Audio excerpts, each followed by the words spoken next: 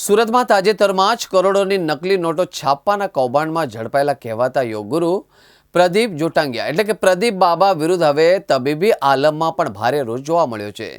કોઈપણ માન્ય medical degree વગર આયુર્વેદના નામે લોકોની સારવાર કરતા ઢોંગી બાબા વિરુદ્ધ સુરતના આયુર્વેદિક ડોક્ટરે મોરચો ખોલ્યો છે।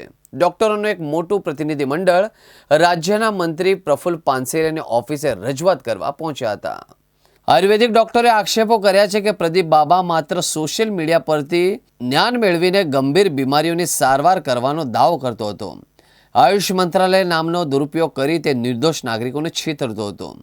ડોક્ટરોના મતે યોગ્ય શિક્ષણ વગર કરવામાં આવતી આવી ઊંટ વૈદગીરી દર્દીઓના સ્વાસ્થ્ય માટે જીવલેણ સાબિત થઈ શકે છે। આ માત્ર આર્થિક છેતરપિંડી નથી, પરંતુ માનવ જીવન સાથે રમત છે। સુરતના ડોક્ટરોએ મંત્રી પ્રફુલ્લ પાનસેરિયાને આવેદનપત્ર પાઠવીને માંગ કરી છે કે પ્રદીપ સામે એવો દાખલો બેસાડવામાં આવે કે ભવિષ્યમાં કોઈપણ વ્યક્તિ લોકોના સ્વાસ્થ્ય સાથે ચેડા કરતા ગભરાય। ડોક્ટરોએ જણાવ્યું હતું કે આવા ઢોંગીઓને કારણે વર્ષો જૂની ભારતની આયુર્વેદિક પરંપરા અને સંસ્કૃતિ બદનામ થાય છે। સરકાર આવા તત્વોને શોધી કાઢવા માટે વિશેષ ઝુંબેશ ચલાવે તેવી પણ માંગ કરવામાં આવી છે।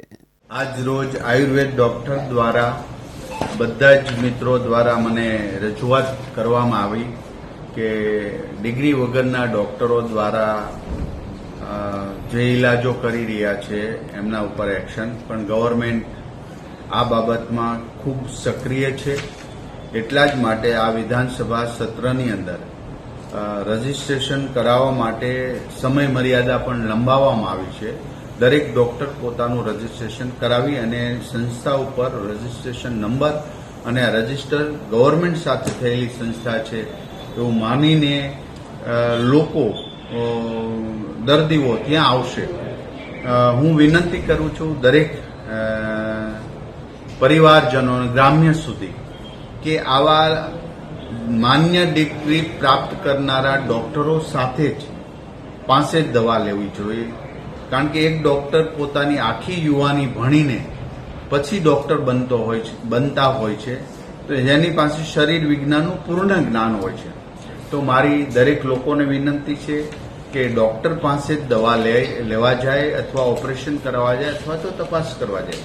ઘણા ગામો અંતરિયાળ વિસ્તારની અંદર સાપ વીસી કરડે છે, એમાં પણ દોરા ધાગા કરે છે, વીસી ઉતારવા જાય છે। આ લોકોને પણ વિનંતી કરું છું કે દવાખાને જવું જોઈએ, 108 ને બોલાવો। 108 ની અંદર પણ વ્યવસ્થા રાખી છે કે કોઈ સાપ કરડે, વીસી કરડે તો એને ઇમરજન્સીમાં એ ઇન્જેક્શન કે વગેરે આપી શકાય। તો આવી કોઈ પણ અંધશ્રદ્ધામાં કે લેભાગુ તત્વો પાસે ટ્રીટમેન્ટ ન કરાવતા ડોક્ટર પાસે જાય એવી મારી વિનંતી છે। છતાં પણ આવા ડિગ્રી વગરના ડોક્ટરો ક્યાંય ઓપરેશન કરતા હોય, કોઈ શરીર સાથે છેડછાડ કરીને આવું કરતા હોય તો ચોક્કસ પ્રકારે કમ્પ્લેન મળતે અમે એક્શન લેશું, એ ચોક્કસની વાત છે।